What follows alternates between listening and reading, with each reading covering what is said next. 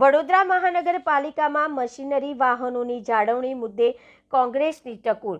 વડોદરા શહેરમાં Vadodara municipal corporation દ્વારા વિવિધ કામો માટે સમયાંતરે મશીનરી અને વાહનોની ખરીદી કરવામાં આવે છે। જો કે આ મશીનો હવે વાહનોની યોગ્ય જાળવણી અને સંચાલન અંગે પ્રશ્નો ઉઠ્યા છે।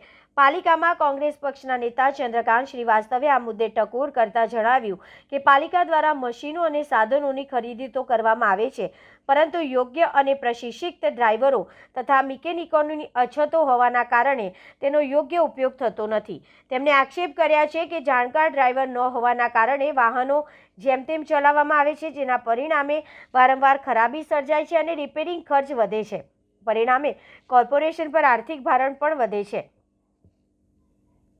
આ ઉપરાંત મશીનરી માટે નિષ્ણાતો ટેકનિશિયન કે મિકેનિક ન હોવાના કારણે સાધનો સમયસર રિપેર થતા નથી, જેનાથી કામગીરીમાં વિલંબ સર્જાય છે। ચંદ્રકાંત શ્રીવાસ્તવે માંગ કરી છે કે ભવિષ્યમાં મશીનરી કે સાધનોની ખરીદી કરતા પહેલા તેના સંચાલન અને જાળવણી માટે યોગ્ય સ્ટાફની વ્યવસ્થા કરવામાં આવે, જેથી જાહેર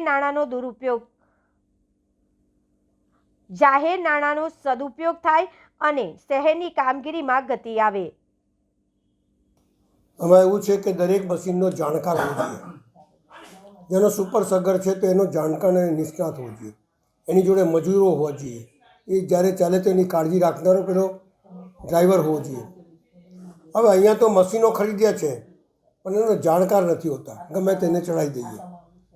સુપર સગર હોય, ડોઝર હોય, બુલડોઝર હોય, બધી મશીન હોય, વિધિન શોર્ટ પીરિયડની અંદર એ બગડી જાય છે। એનું કારણ એની માવજત થતી નથી, માવજતને જાણકાર કોઈ નથી, માટે કરોડો રૂપિયા વેડફાય છે, પણ જે નગરજનોને સુવિધા જોઈએ છે એ મળતી નથી, એ હકીકત છે। એટલે મારું માનવું છે કે આ ટેમ્પરરી શબ્દ હટાવી અને પરમનન્ટ જાણકાર વ્યક્તિને મૂકીએ તો મશીન બી વધારે ચાલે અને કામ બી વધારે થાય। કારણ કે અહીંયા તો આપણે કહીએ કે મશીન લાવો, ડીઝલ અલગ પુરાવવાનું, ડીઝલ પૂરીને પછી કેટલું ડીઝલ આપે, પછી એ પહોંચે ત્યાં સુધી 12 વાગી ગયા હોય અને પછી 1-2 કલાક કામ કરે। એટલે મારો કહેવાનો ભાવાર્થ એ છે કે મશીન સદુપયોગ થાય, લોકોના બરાબર કલાકો કામ થાય, જાણકાર વ્યક્તિ હોય અને સારી રીતે કામ કરી શકે એવા માણસોની નિમણૂક પરમનન્ટ થવી જોઈએ એવું મારું સ્પષ્ટ માનવું છે।